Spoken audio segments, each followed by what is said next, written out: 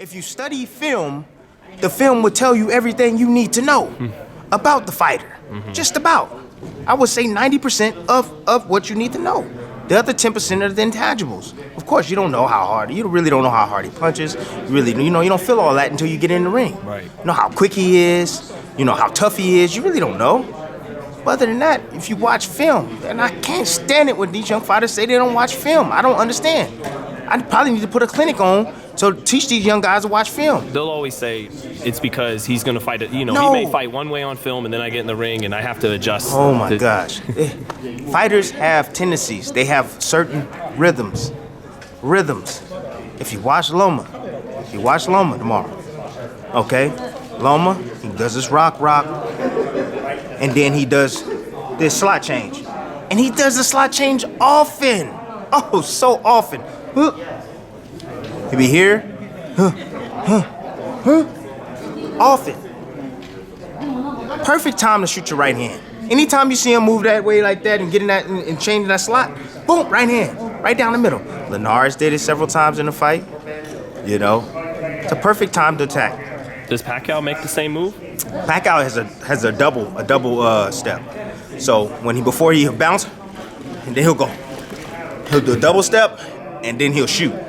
So if you watch him when he fought against Marquez timed him. Because he knew. Hit him with the right hand, stepped off to the side, he knew he was coming straight in, bing, set him down. All right? And so fighters have tendencies, man. Why do you think I say about Errol Spence and what he does? I'm not saying it to hate. Errol Spence is a fantastic fighter. He's a good fighter. You pick him to win. He's one of the best fighters of today. That's why he's in the top 10. You know what I'm saying? He's a really good fighter. Great at controlling distance. Great body puncher. His velocity, all the punches he throws, his volume, I should say, is unreal. A big guy coming forward at you, mauling you, chopping you down like that, that's tough to deal with, man. But he does this. He works boom, boom, boom, boom, right in front.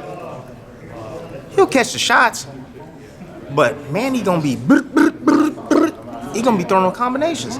So change your location, champ. Change your location. As soon as you stop working, change your location. Get an angle and get that jab back in his face. That way he can't never get that motor going. He get it and shut him down. With the jab. With that jab. Pop, pop, and controlling the distance. What's Manny got to do? Because I know you picked Spence when we talked to you last month. You got Spence, and actually Nonito Donaire, he touched on a lot of what you touched on. It's a killer for Manny that he's facing a fellow southpaw. He said that blind spot ain't there. So what does Manny have to do to switch it up? What's he have to do to be effective then, since he can't go to the usual angles he's used to fighting a right-hander? So Manny's feet is what's going to set up everything for him. It's his feet, his in and out movement. He got to be unpredictable, and he's great at that. He's one of the best at that. Just being unpredictable. So moving his feet, boom, feinting in, moving his head, using his head movement. Drawing feints. Draw the young fighter out. Make him make mistakes. And then also, Manny can get in the inside and pressure him. If Manny wanted to, he could step to him. Sean Porter was able to do that. Sean Porter was able to show and dictate the pace and dictate the space at times when he fought against Spence. Spence likes to be in control. When he's not in control, you can get him. You got him flustered. Okay? Manny has that ability to step to him and get inside, close that distance fast, and work his combinations. That's what he's gonna have to do, and he'll have to do it all night long. Because anytime he has a little low times where he in the fights where he has to recharge, because he'll unleash a hell of a combination, then he recharges, and you see Manny puts his hands up. Right. Come on.